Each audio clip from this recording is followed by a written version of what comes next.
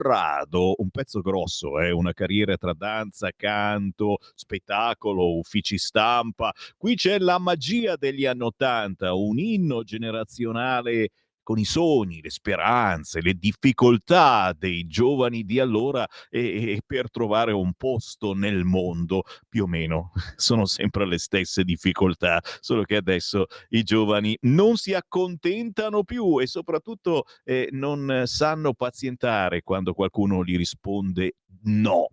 Corrado, bravi ragazzi, con il buongiorno rinnovato, la voce di Sammy Varin vi porta in Potere al Popolo.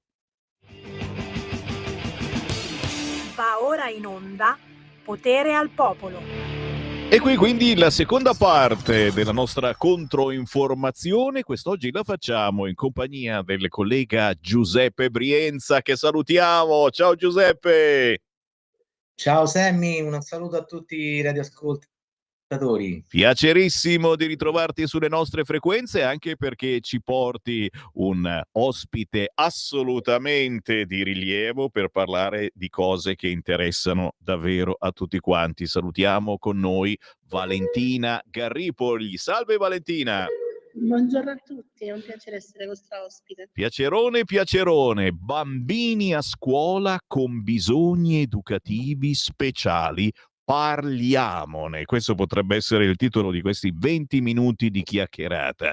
Valentina Garripoli, pedagogista, psicologa dell'età evolutiva. Giuseppe Brienza, ti lascio volentieri il microfono.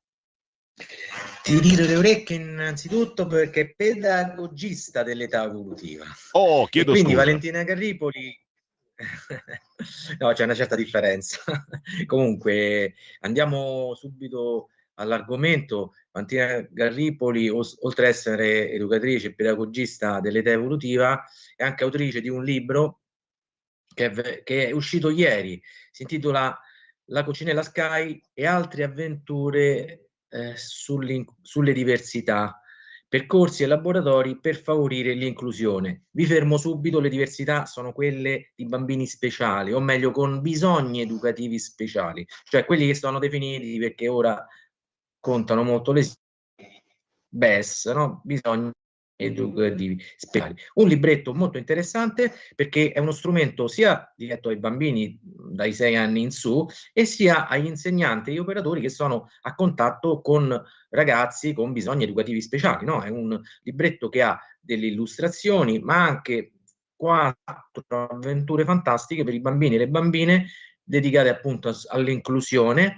E poi Valentina proprio sul campo ha prodotto, diciamo così, 6 percorsi di laboratoriali per sperimentare in gruppo o in classe dei momenti di dialogo, di crescita dopo la lettura della fiaba. Comincerei quindi subito, Valentina, a chiederti con una domanda di carattere in generale, perché soprattutto sui media, diciamo, generalisti, come anche il nostro piccolo, l'argomento dell'inclusione scolastica e anche lavorativa delle persone con disabilità, più se ne parla e meglio è. A che punto siamo, sulla base della tua esperienza, per l'inclusione scolastica e lavorativa delle persone con disabilità? Buongiorno a tutti e grazie Giuseppe per questa opportunità. Allora, chiaramente per quanto riguarda il tema che hai posto al centro sull'inclusione e sull'inclusione lavorativa, è stato fatto tanto, soprattutto dal governo attuale, però in realtà ci sono ancora delle cose da fare, per il quale posso dire chiaramente che questo governo ha posto al centro finalmente le disabilità e ci sta lavorando anche tanto. Chiaramente sull'inclusione, parlando di inclusione è un macro mondo, perché parliamo anche di far sì che per esempio le strutture scolastiche siano idonee, quindi di abbattere magari le barriere architettoniche o garantire a tutti quei soggetti che non solo per disabilità o per altre caratteristiche possono accedere a qualsiasi situazione di vita senza nessuna difficoltà.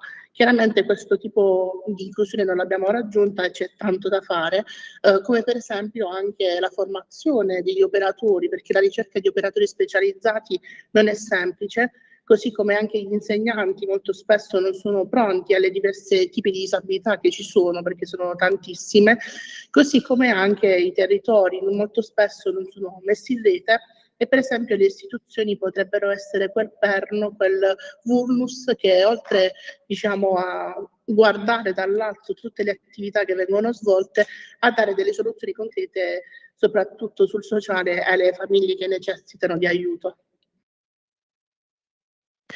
Senti Valentina, invece per quanto riguarda la sburocratizzazione, no? Abbiamo appena assistito alla inaugurazione della presidenza Trump che ha tra i tanti convincenti punti, almeno dal nostro punto di vista, insomma, di politica, quella di liberare da un'eccessiva regolamentazione innanzitutto i settori economici, ma diciamo anche le attività sociali, no?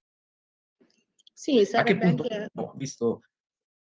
Sì, in Prego. Italia diciamo siamo anche qui a un buon punto, però diciamo ciò che effettivamente avremmo bisogno in questo ambito sarebbe un aiuto concreto soprattutto dal punto di vista di welfare e sanità, di far sì che magari quei bambini che necessitano di visite proprio per accedere alla diagnosi abbiano dei percorsi magari privilegiati, non attendere tanti mesi per raggiungere il percorso di diagnosi, così come anche il percorso terapeutico. A volte sono delle liste lunghissime per poter fare anche la semplice logopedia o psicomotricità e quindi magari perché no intensificare o dare degli aiuti che possano dare la possibilità di velocizzare sia la terapia che il percorso di diagnosi da parte degli esperti. Perché più veloce è, più diamo efficacia all'intervento. Poi chiaramente c'è un problema anche di tempi, no Valentina, per accedere ai servizi. Sì, perché purtroppo sono lunghe le liste, anche le liste d'attesa. A volte i bambini attendono anche un anno e mezzo prima di poter accedere a una visita logopedica o fare anche la semplice prima visita dal neuropsichiatra infantile, anche perché è un percorso anche lì lungo, fatto da diversi specialisti in equipe e quindi ci vorrebbe anche lì un aiuto tangibile a far sì che i tempi siano più brevi anche nelle prenotazioni. E in questi casi, Valentina, prima si può intervenire e meglio è, no? Vabbè, hai parlato di logopedia, vale un pochino per tutte le disabilità.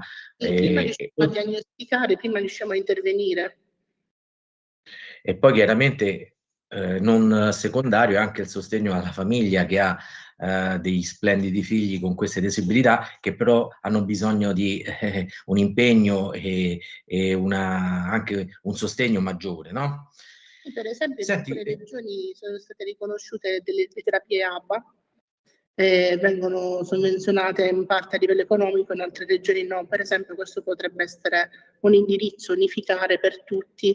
La terapia ABA, per intenderci, per chi non è del settore, è indicata per i bambini autistici, per aiutarli a livello comportamentale a gestire le loro emozioni, così come il loro comportamento. Senti Valentina, nel 2018, grazie a un'intuizione soprattutto di Matteo Salvini e della Lega, è stato costituito come ministero senza portafoglio il Ministero per le disabilità, no? Abbiamo accennato all'azione del governo, il ministro per le disabilità Alessandra Locatelli ha battuto in particolare in questi anni anche sul rapporto che ti coinvolge direttamente, no? fra la scuola e le persone, i bambini con disabilità. È cambiato qualcosa al riguardo? C'è qualche cosa che vorresti proporre e sottoporci su questo argomento? Allora, per quanto riguarda la ministra, le faccio i miei complimenti perché lei è molto attiva, è molto presente fra le associazioni di genitori, fra le associazioni di bambini con disabilità, si confronta molto sul tema e soprattutto stanno facendo molti interventi, soprattutto su finanziamenti economici sull'autismo, su interventi proprio del dopo di noi. Quindi è una ministra molto attenta sulle disabilità e quindi il governo Meloni si sta spingendo a voler garantire ai soggetti con disabilità un certo riconoscimento e anche di dignità, perché voglio dire, un genitore che deve combattere per ricevere un diritto non è semplice. Quindi soprattutto dal punto di vista di inclusione e garantire questo diritto, sicuramente stiamo andando per la rotta giusta. Il consiglio che mi sento di dare, se magari la Locatelli mi sente in questo momento, il servizio per esempio di integrazione scolastica, che è un servizio garantito dalla legge 104,3 a tutti i bambini con disabilità, garantisce sì l'insegnamento di sostegno, ma garantisce anche l'educatore scolastico. Questo tipo di figura non è garantita in tutte le regioni e spesso non parte con la scuola, quindi si trovano molti bambini che per esempio sono scoperti dalle figure e diciamo, l'educatore ha una figura totalmente diversa da quella dell'insegnante di sostegno, dalle strategie, cerca di includere il minore all'interno del contesto classe, quindi ha una figura molto importante anche perché si trova in questo contesto attuale a volte avere anche un part-time ciclico dove stoppano in estate, stoppano l'intervento educativo, dove l'educatore è fondamentale anche nel contesto familiare che viene visto come punto di riferimento per poter gestire anche diciamo, chi ha una difficoltà. Inevitabilmente purtroppo non abbiamo una unificazione del servizio, quindi perché non pensare a farsi fare una lista unica dove in tutte le regioni le scuole possono attingere all'esperto, così come succede diciamo, per gli insegnanti scolastici che fanno il sostegno, quindi far sì che questa figura diventa effettivamente riconosciuta a 360 gradi e abbia anche lì, per il bambino che ne ha diritto, abbia l'educatore che lo segua. Ecco, poi dicevamo, Valentina, prima di preparare questa, pure il fermo di 3 mesi, 2 mesi estivo per dei bambini con bisogni educativi speciali è discutibile, perché alla fine poi bisogna cominciare un lavoro con lo studente, col ragazzo, alla fine delle ecco, parliamo di welfare, non solo i tempi e le liste di attesa, ma anche magari trattare in maniera diversa le persone che hanno bisogni diversi, no? È giusto che i nostri ragazzi possano avere una pausa estiva, ma quelli con bisogni educativi speciali, proprio nell'ottica anche dell'efficacia, no? Dell'educazione e anche del sostegno alle famiglie, diventa un po' discutibile e si chiude i battenti a giugno e si riprende a settembre, vero Valentina? Sì, perché molto spesso le attività che noi facciamo non sono solo legate all'ambiente scolastico, riguarda anche l'autonomia, riguardano tanti settori che riguardano proprio la persona, quindi perché non garantire dei percorsi anche al di fuori dal contesto scolastico, garantire scusate, delle strategie all'interno del contesto familiare. Quindi l'educatore si pone al centro di una strategia educativa che è fondamentale per un minore con disabilità.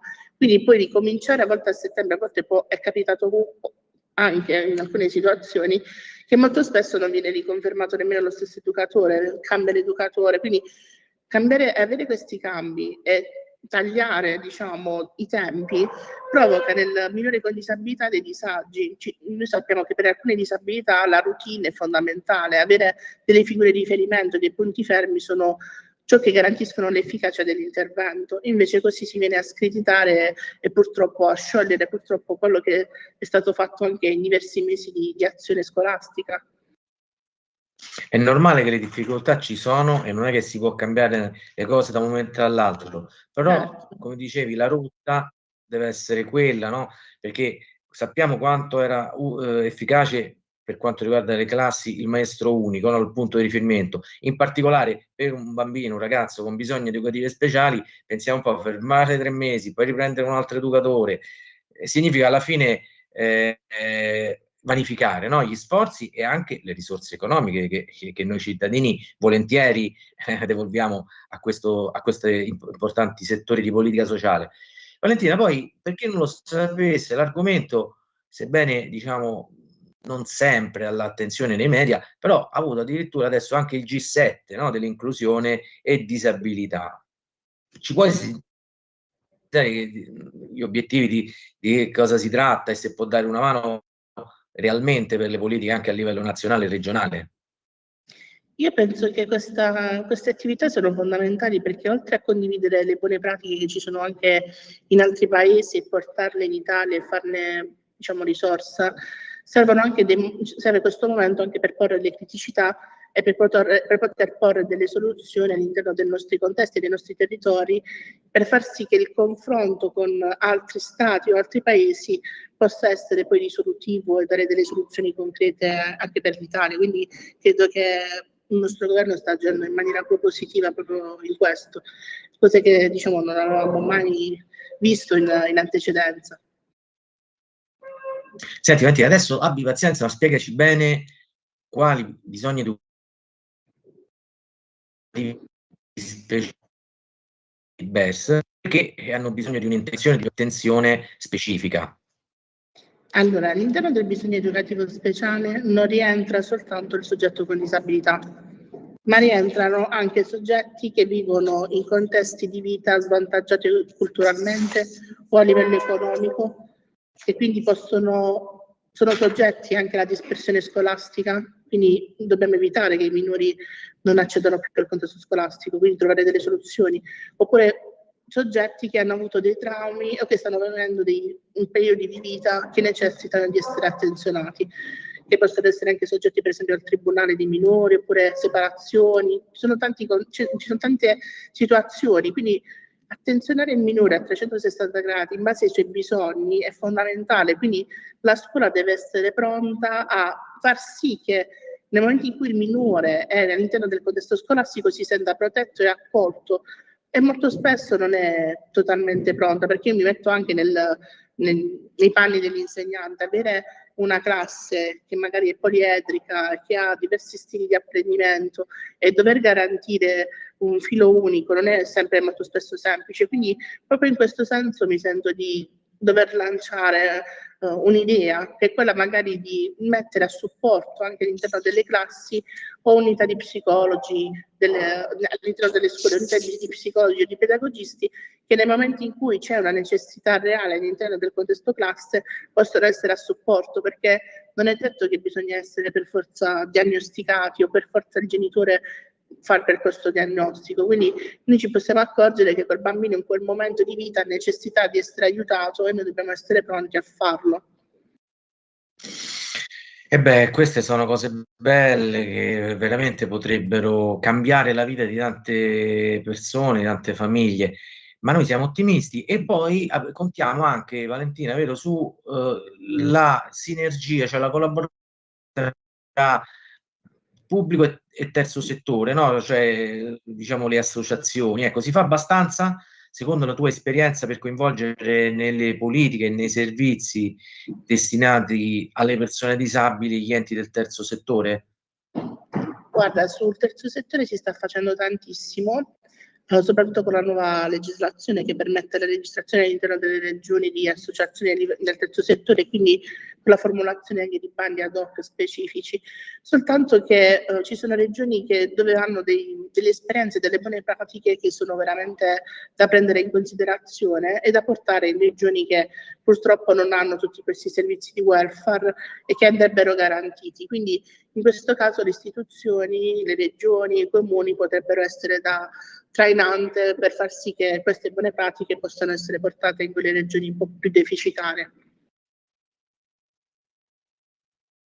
Senti, e ritornerei solo un momento al G7 inclusione e disabilità che si è avuto fra i grandi del mondo a ottobre, no? Ad Assisi, perché l'intelligenza artificiale ce la ritroviamo da tutte le parti, no? Anche nella scatoletta del tonno. E comunque in questo G7 si è parlato di promuovere le nuove tecnologie e l'intelligenza artificiale per le politiche di inclusione. Ci credi? Cosa ne pensi? E ce le puoi spiegare un po'? Allora, di solito la tecnologia viene anche utilizzata per alcune disabilità. Per esempio, nei disturbi dell'apprendimento, nei DSA, viene utilizzata come strumento compensativo l'utilizzo del computer o della sintesi vocale. Quindi l'utilizzo dell'intelligenza artificiale, anche per esempio il semplice leggere per me qualcosa, è qualcosa di funzionale per il disabile, quindi accedere a quell'informazione che io sono non vedente oppure non riesco a muovermi, per esempio, con l'intelligenza artificiale potrei raggiungere determinati obiettivi che da disabile non potrei fare. Quindi sicuramente la scoperta e l'innovamento scientifico sta aiutando tanto le disabilità.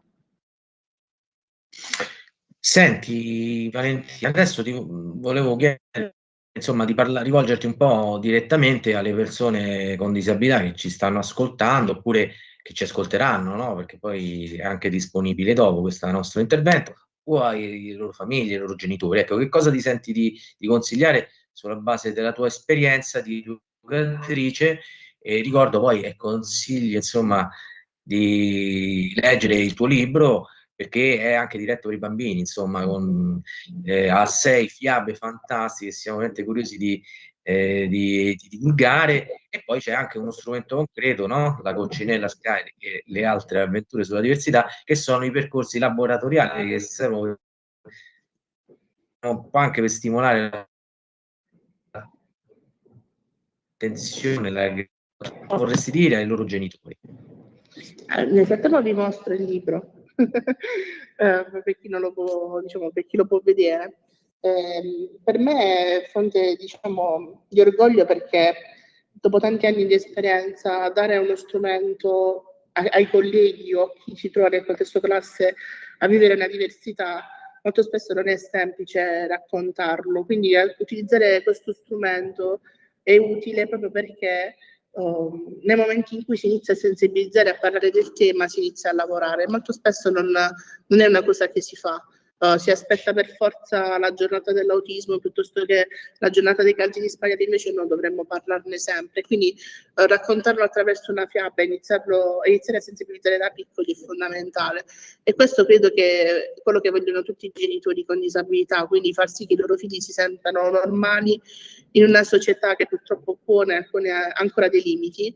E soprattutto chiedo loro di non fermarsi, perché grazie a loro se abbiamo raggiunto determinati obiettivi, è grazie a loro che le nostre figure riescono a lavorare, a raggiungere anche dei risultati ed avere praticamente dei ragazzi che ad oggi sono anche inclusi in alcuni contesti sociali, lavorativi, perché molto spesso capita che le famiglie, proprio perché hanno delle difficoltà, tendono a chiudersi. Invece è fondamentale farsi sentire, fare gruppo e soprattutto rivolgersi ai comuni di riferimento, alle regioni, per raggiungere ciò che è fondamentale per loro, quel diritto che è fondamentale e che sicuramente serve ai loro figli per raggiungere lo step successivo, per arrivare poi all'autonomia, perché molto spesso noi parliamo di dopo di noi, di ragazzi che non sanno cosa faranno dopo le scuole, quindi c'è necessità di dover attenzionare e sapere effettivamente come poter aiutare questi ragazzi. Va bene, intanto ti invito a far avere, come abbiamo già detto, una copia, diciamo, omaggio del tuo libro al ministro Alessandra Locatelli, che può essere utile sicuramente a lei e al suo staff. E poi per quanto riguarda farsi sentire, no, Valentina, io volevo sottoporti anche un argomento concreto su cui farsi sentire, no? Che al di là del parlare, che è giusto, è importante sensibilizzare, ma c'è un problema anche tecnico, diciamo, di accessibilità fisica e di ambienti adeguati negli istituti scolastici. Perché ecco, se non si parte dall'ABC, poi magari è difficile fare le cose con il benessere psicologico e sociale di questi ragazzi. Valentina, adesso ci fermiamo. Sammy, ti ringraziamo di questo spazio e possiamo Grazie mille. appuntamento magari anche al nord, ti farai una presentazione del libro e speriamo che Sammy ce lo possa segnalare su Radio Libertà. Grazie Sammy, ti ritorno la linea. E sono io che ringrazio voi, assolutamente sì, questa radio è un altoparlante importantissimo per queste argomentazioni di cui purtroppo si discerne poco sulle altre emittenti. Grazie davvero a Valentina Garripoli e Giuseppe Brienza, buon lavoro, alla prossima. Per la tua pubblicità visita il sito radiolibertà.net. Lo amiamo perché ci offre sempre le cose più buone e naturali. Linea Alberto Acerbis. Buongiorno care amiche, buongiorno cari amici, ascoltatori di Radio Libertà da Alberto Acerbis. Questa mattina voglio parlarvi di una cosa straordinaria, di un momento particolare, di un momento importante per la nostra Italia. Se amiamo l'Italia, dobbiamo amare anche i suoi prodotti, i suoi figli, che alla fine sono i suoi frutti. Siamo in piena raccolta delle olive, stiamo producendo l'olio nuovo, qualcosa di straordinario. La produzione quest'anno è un po' migliore dell'anno scorso, anche il frutto si presenta bene. Quindi a tutti coloro che ci conoscono già, a tutti coloro che vogliono provare l'olio extravergine di oliva Acerbis, la grande offerta è di ricevere 6 bottiglie di olio Acerbis da 1 litro direttamente a casa vostra, chiaramente estrazione a freddo, chiaramente 100% italiano di olive italiane, 6 bottiglie da 1 litro di olio Acerbis, a casa vostra parlo dell'olio Novello, 84 euro. Il trasporto è gratuito, chiamate 030 68 44 08 o visitate olioacerbis.com. Grazie. Stai ascoltando Radio Libertà. la tua voce libera, senza filtri né censura. La tua radio.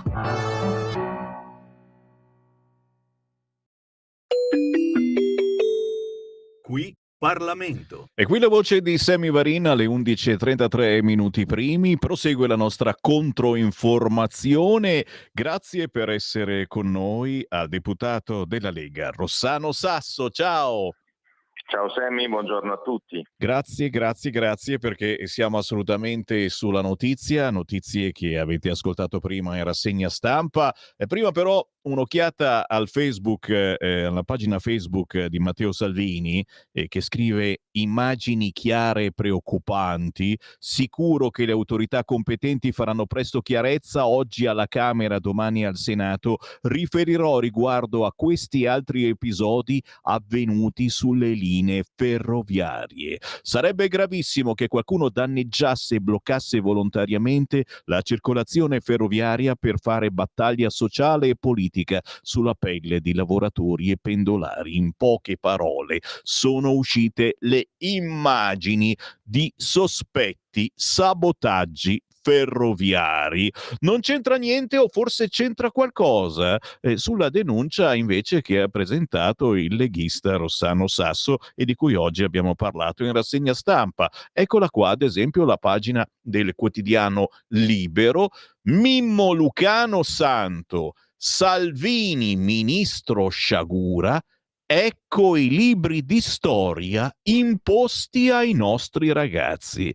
In una scuola media il sindaco di Riace, condannato per falso e danno erariale, viene celebrato come esempio virtuoso nella gestione dei richiedenti asilo. In un liceo di Carpi, Matteo Salvini viene dipinto come il diavolo. Sarà un caso, ma la vicepresidenza è Dem del PD. Ma qua mi fermo e lascio raccontare a Rossano Sasso, a te. Sì, Sammy, allora, che come dire, parte del mondo della scuola fosse ideologizzata a sinistra non lo scopriamo oggi. Bisogna anche dire che però ci sono tantissimi insegnanti che fanno onestamente la propria professione con dedizione e assolvono a quella che è la missione educativa, però ovviamente purtroppo fanno notizia quei pochi, che non sono pochi perché abbiamo 1 milione di insegnanti, quindi anche una minoranza, vuol dire decine e decine di migliaia di docenti che fanno propaganda politica a scuola e non lo fanno in maniera legittima perché abusano del proprio ruolo, strumentalizzano gli studenti e si servono di alcuni libri di testo. Allora facciamo chiarezza, non è il Ministero dell'Istruzione che decide quale testo adottare. Ogni singolo istituto, in base all'autonomia scolastica, può adottare dei libri di testo. Chiaramente poi può comunicarlo al Ministero, ma in questo caso parliamo di un libro che è stato adottato qualche anno fa, ristampato e quindi assolutamente il Ministero non ha colpe, anzi al Ministro Valditara va riconosciuto il merito di essere intervenuto tempestivamente e ieri sono arrivate le scuse della casa editrice che ha dichiarato di voler ritirare le copie ancora rimaste sul mercato, provvedere alla ristampa. C'è un piccolo problema, però ci sono, non sappiamo quanti libri, con quella pagina incriminata dove incredibilmente in un libro si attacca un esponente politico attualissimo, quindi ancora operativo, grazie a Dio, che è Matteo Salvini, in cui si definiscono criminali le politiche riguardo l'immigrazione. Ovviamente senza neanche citare il fatto che lui sia stato assolto per aver difeso i confini nazionali. E questa è una cosa gravissima, perché noi facciamo politica, Sammy, la propaganda è legittima, dobbiamo promuovere le nostre idee, ma il fatto che professori con la tessera di partito, perché nel caso del liceo di Carpi il vicepresidente è un consigliere comunale del PD, e allora a me nessuno toglie dalla testa l'idea che questo docente, che ha anche influenzato il collegio dei docenti, che è l'organo poi collegiale che delibera quale libro di testo adottare, possa aver influito. E non c'è niente di più triste di un adulto che abusa del proprio ruolo. Qui mi rivolgo a tutti gli insegnanti che fanno propaganda politica a scuola in maniera subdola e vigliacca, senza alcun contraddittorio, ed è triste, lo dico niente. Io ho sempre avuto le mie idee, le ho sempre difese, in classe ho sempre favorito un dibattito e ho sempre difeso paradossalmente più i ragazzi di sinistra che quelli che erano più vicini alle mie posizioni, ma perché è quello il ruolo di un docente. Io ho un ricordo meraviglioso del mio professore di storia e filosofia che era di sinistra, ma che aveva una predilizione per me perché amavo la storia e nascevano dei dibattiti anche accesi, ma alla fine io per cui è pagato farmi crescere culturalmente, emotivamente, e lo ricordo e lo sento ancora oggi con estremo piacere. Adesso è in pensione. E allora innanzitutto voglio lanciare un messaggio alle famiglie. La scuola di Carpi si è difesa minimizzando, dicendo che non possono controllare le centinaia di pagine di ogni libro. Allora, perché noi non ci abbiamo in testa scritto Gioconda, noi genitori dobbiamo vigilare. Lo fa anche il Ministero interviene, però ci sono tantissime edizioni, tantissimi libri che ci propinano di tutto e di più, dall'ideologia gender all'agenda 2030, alla subdola propaganda politica, quella addirittura in cui in un caso che tu hai citato si beatifica Mimmo Lucano e si dice che la tolleranza è il valore più importante dell'impero islamico. Allora, io ho dei ricordi diversi, ho i ricordi dei martiri d'Otranto decapitati, ho i ricordi dei feroci tiranni islamici, ho il ricordo del mammali turchi che arrivano, e quindi arriva una mistificazione davvero indegna. Però c'è un problema. Noi oggi ce ne siamo accorti grazie ad un consigliere comunale della Lega, che voglio salutare e ringraziare, che si chiama Giulio Bonzanini, consigliere comunale a Carpi, che ha sollevato la questione. E poi in seguito alla pubblicazione di alcuni miei post, soprattutto su X, mi sono arrivate altre segnalazioni, tra cui quelle di Mimmo Lucano. Ma quanti genitori non controllano quello che accade a scuola dei propri figli? Quanti genitori magari per non avere problemi ci passano sopra? Quanti genitori invece ci provano, agiscono, però vengono isolati dagli altri, dagli stessi insegnanti che magari nei peggiori dei casi si vendicano anche sui propri figli?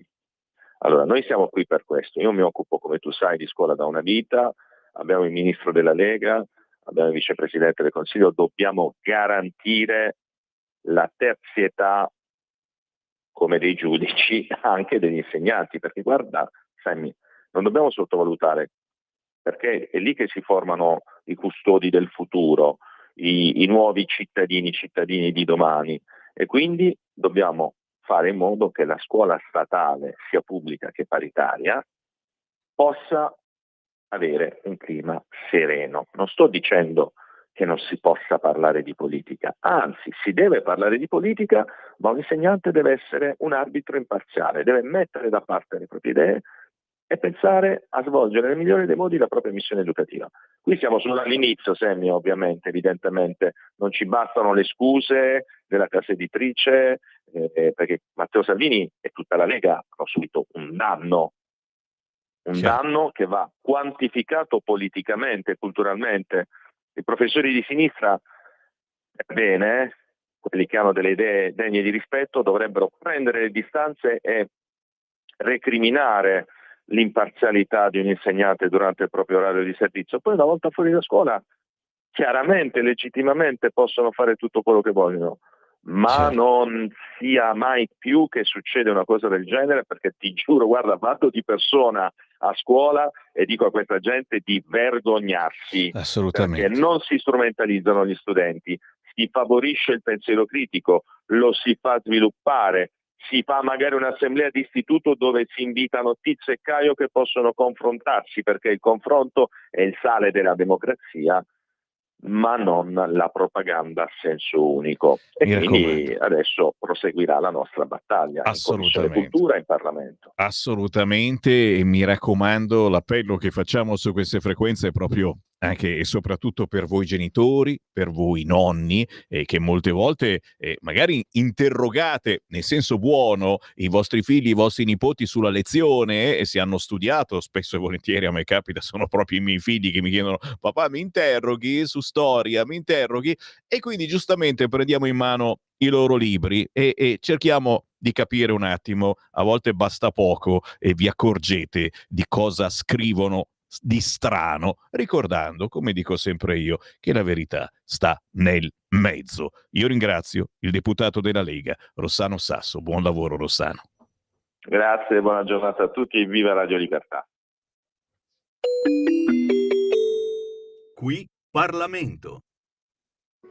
Da oggi la tua radio è ascoltabile anche con la televisione in digitale. Sul telecomando della televisione digitale o del tuo ricevitore digitale puoi scegliere se vedere la TV o ascoltare la radio. Risintonizza i canali radio e troverai anche Radio Libertà, canale 252. la tua radio.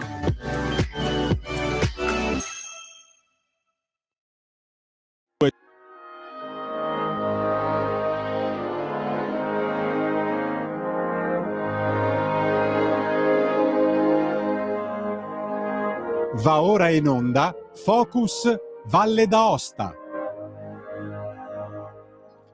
E siamo perfettamente sulla notizia, una mattinata piena, zeppa di controinformazione e di persone che insieme a noi si stanno confrontando su quanto c'è quest'oggi sui quotidiani, anche dal punto di vista locale. Minimo abbiamo un importante interlocutore dalla Valle d'Aosta, il capogruppo della Lega in Regione Valle d'Aosta, è con noi Andrea Manfrin. Ciao! Ciao Sammy, ciao a tutti gli ascoltatori, ciao a ovviamente Radio Libertà. Piacerissimo di trovarti e tra pochissimo diamo anche una sbirciata a quanto ha detto ieri Trump e alle cose che ci sono piaciute o meno, anche a voi ascoltatori che avete scritto miriadi di messaggini al 340 6709 650, però 6709 659, non dare il numero sbagliato, Sammy Varin, e se no sbagliano chissà chi scrivono e dopo ti rispondono altri. No, dicevo, partiamo invece dal territorio, proprio dalla Valle d'Aosta, perché tu mi hai segnalato una notizia di cui proprio avevamo parlato settimane or sono. Tanto rumore per nulla, la storia dei Provita nei consultori, che aveva provocato uno stracciamento di vesti nella sinistra, che dicono oh, i Provita che entrano nei consultori e ti dicono di non abortire, anche loro ci possono entrare tranquillamente, i Provita no. La verità, come dicevo io, sta nel mezzo. Che cosa è successo, Manfrin?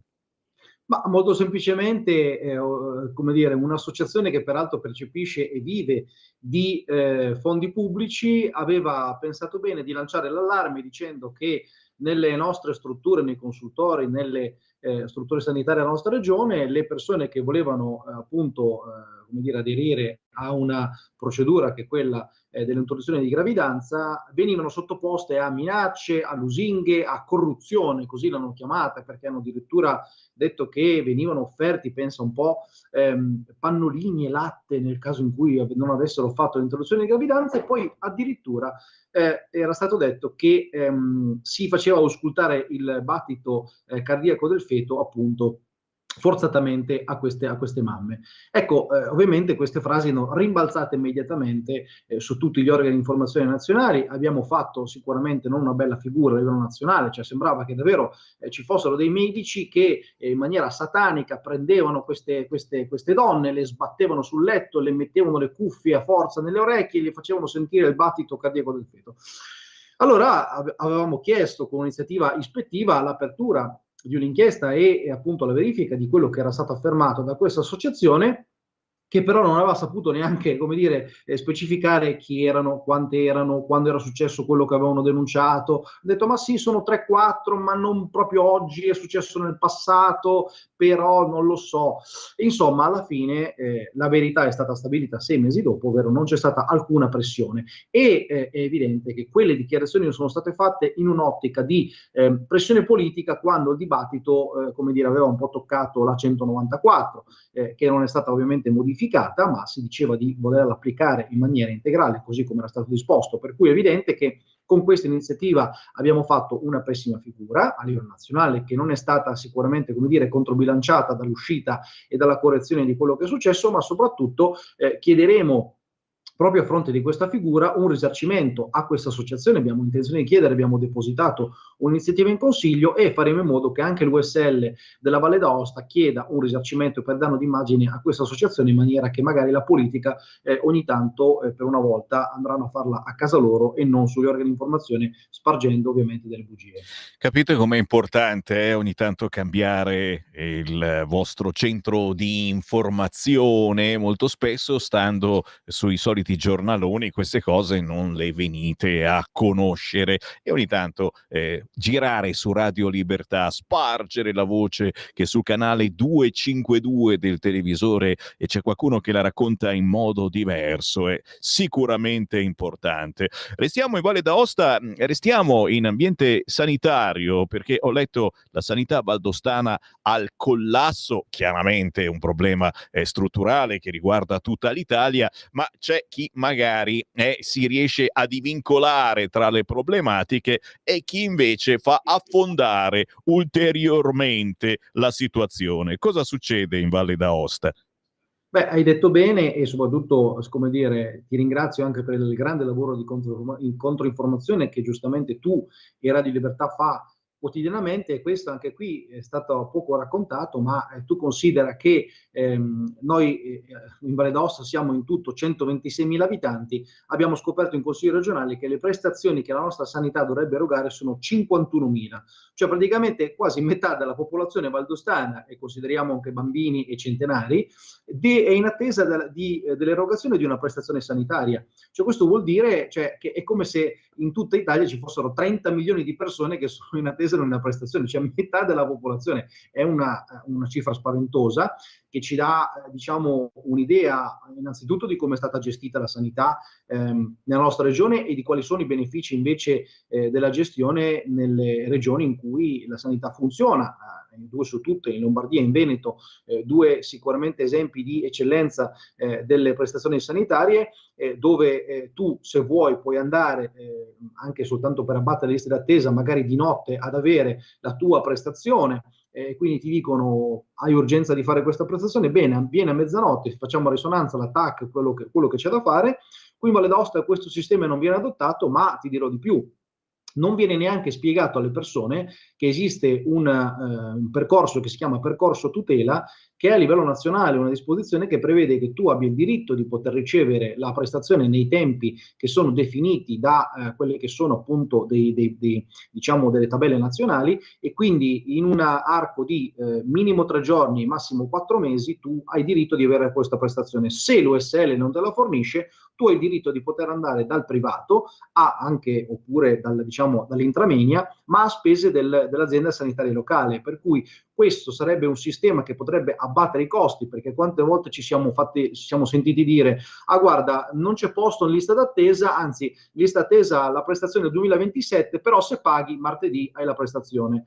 E allora è evidente che c'è qualcosa che non funziona. E in questo caso la possibilità di poter aderire a questo percorso tutela va fatta conoscere alle persone e va, come dire, chiarito che la possibilità di poter abbattere questi tempi e di avere un giusto diritto, cioè quello alla prestazione sanitaria, può essere, diciamo, perseguito. In Valle d'Aosta purtroppo non succede, ci auguriamo a breve, visto che in teoria si voterà a settembre 2025, di poter modificare le cose e fare in modo che ognuno possa avere la sua prestazione. Assolutamente sì, e naturalmente invitiamo sempre voi ascoltatori dalla Valle d'Aosta, ma da tutta Italia, a segnalarci quelle che sono le disfunzioni attraverso il numero 340 6709 659. il discorso di insediamento di Trump. Moltissimi ascoltatori ci hanno scritto, pare che ci sia una specie di reset in arrivo su molte argomentazioni. Poco fa la von der Leyen, che non è andata da Trump, ma oggi è a Davos, quindi non poteva essere lì. Ricordiamo la nostra Meloni, unica a partecipare tra le nazioni europee, anche se è stata lì solo fisicamente, ma non c'è stato un vero e proprio colloquio, da quello che leggiamo oggi sui quotidiani. La von der Leyen poco fa ha risposto a Trump dicendo: il mondo sta cambiando, ma l'Europa è pronta. E chiediamo allora ad Andrea Manfrin che cosa ti ha colpito del discorso di Donald Trump di insediamento, e se è davvero un reset, una ripartenza su molte argomentazioni, e come potrà rispondere l'Europa, se mai risponderà su queste argomentazioni. Primissima quella del Green Deal, insomma, si potrebbe cambiare davvero, ritornare indietro di qualche passo, che non vuol dire chiaramente cancellare l'esigenza di inquinare di meno, eccetera, ma che sia un qualcosa di più sopportabile da parte di tutti noi. Andrea Manfrin. Sì, assolutamente. Guarda, io ti dico, sono stato colpito da tre cose che sono quelle che ci toccano poi direttamente e che influiscono su quella che è la nostra vita e sulla gestione anche politica, istituzionale appunto delle nostre regioni, dei nostri stati. E le questioni sono queste. In primis, una dichiarazione che sembra davvero uscita da una citazione di Chesterton, che diceva che le spade si sarebbero sguainate per affermare che 2 più 2 fa 4 e che le foglie sono verdi d'estate, cioè il fatto che esistono soltanto gli uomini e le donne. Ecco, una cosa così semplice che se avessimo detta, come dire, nell'800 ci avrebbero guardato per dire, e quindi... insomma, è una cosa normale. Ecco, affermarla e dire che esistono soltanto gli uomini e le donne e qualsiasi altra cosa non ha senso. Questa è una cosa forte, fortissima, per la quale non finiremo mai di ringraziare. Cioè il woke, cioè questa ideologia che tende a spacchettare, a distruggere la società, le famiglie, le nostre radici, la nostra identità, con questo ha un duro colpo, e mi auguro che come dire, l'Europa possa seguire l'esempio virtuoso degli Stati Uniti, perché poi chiaramente starà a noi applicarlo. E quindi questo è un primo grande passo che ci fa ben sperare per il futuro. Dobbiamo parlare però anche di due grandi temi. Uno è quello che giustamente hai detto tu, e cioè l'uscita da parte degli Stati Uniti, da parte degli accordi di Parigi, una uscita importante che permette anche di, come dire, far cadere uno dei pilastri su cui si era costruito un certo tipo di propaganda, cioè fa caldo è il cambiamento climatico, fa freddo è il cambiamento climatico, i tombini si tappano e il comune non fa manutenzione e poi si allaga tutto, è colpa del cambiamento climatico. No, basta con questo cambiamento climatico, posto il fatto che il cambiamento climatico è, come dire, è determinato da una serie di fattori, ma può essere ciclico. Però se noi stiamo a guardare quelle che sono le nostre emissioni e continuiamo, come dire, a mutilare la nostra industria, continuiamo a mutilare i nostri consumi, la nostra qualità di vita, a fronte del fatto che in realtà gli stati più grandi del mondo, e quindi la Cina e l'India, continuano a bruciare carbone come se non ci fosse un domani, a inquinare i fiumi, i mari e a sbattersene altramente di quelli che sono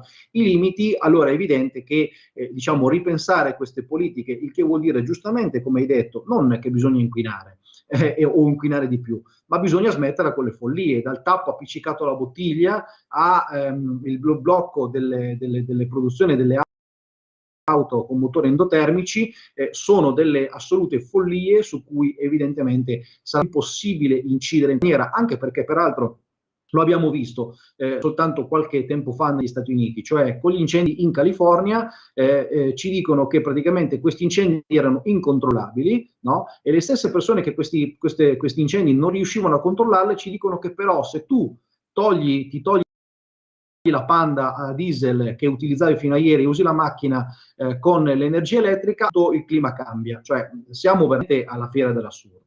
E un altro di questi paradigmi che cambia, secondo me molto sottaciuto, ma che va invece evidenziato, è l'uscita degli Stati Uniti dall'OMS.